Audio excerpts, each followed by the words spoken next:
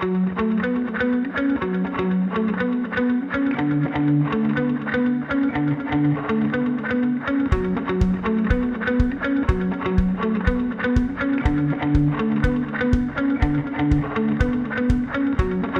crois qu'effectivement, la RSE est aujourd'hui vraiment ancrée dans la vie de toutes les entreprises, où elle doit l'être.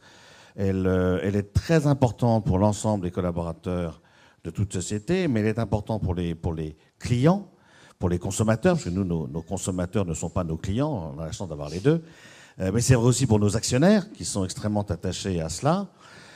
Et donc, de ce point de vue-là, si on veut que ça soit vraiment vécu, il faut que ça irrigue l'ensemble des fonctions de l'entreprise, que ça irrigue tous les niveaux de l'entreprise. Et si on veut que ça soit fait, il faut quand même que, c'est bien le moindre, que les dirigeants montrent l'exemple en s'en occupant. Donc voilà pourquoi je pense que c'est un sujet qui doit évidemment être défendu et porté par les dirigeants d'une entreprise. Il est de plus en plus difficile en fait de séparer ce qu'on nomme la RSE de la stratégie de la vie de l'entreprise.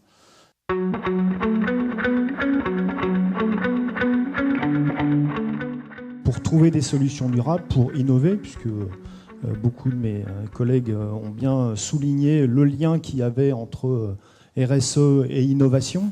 Je crois qu'on peut difficilement faire de l'innovation sans faire de la RSE dans une entreprise. On a besoin d'embarquer toutes les parties prenantes. Les parties prenantes, c'est au premier titre, bien évidemment, les collaborateurs, mais aussi évidemment les fournisseurs et évidemment les clients. En tout cas, ça a fait une différence pour moi. Je pense que ça fait une différence aussi pour les candidats qu'on recrute, notamment pour les jeunes aujourd'hui qui sont extrêmement attentifs au sens que l'on donne à nos entreprises. Et il me semble que la RSE, de ce point de vue-là, le développement durable, l'attention aux autres, finalement, et pas simplement la capacité demain à vendre des choses à ses clients, il me semble que ça se retrouve un peu dans ce qu'on nomme de manière un peu plus globale la RSE. On porte tous ici une vision où la RSE devient un vrai outil stratégique au service de l'entreprise.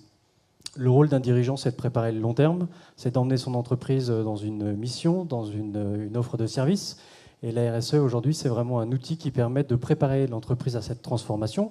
Et puis, on a des parties prenantes qui, tous les jours, nous interpellent sur des attentes qui sont complètement contradictoires ou qui sont complètement divergentes. Et la RSE, en allant questionner, en allant écouter ces parties prenantes, est aussi un bon moyen pour préparer la transformation de l'entreprise et identifier les sujets qui, aujourd'hui, sont peut-être dormants, mais demain seront des sujets clés et sur lesquels nos business models devront s'adapter.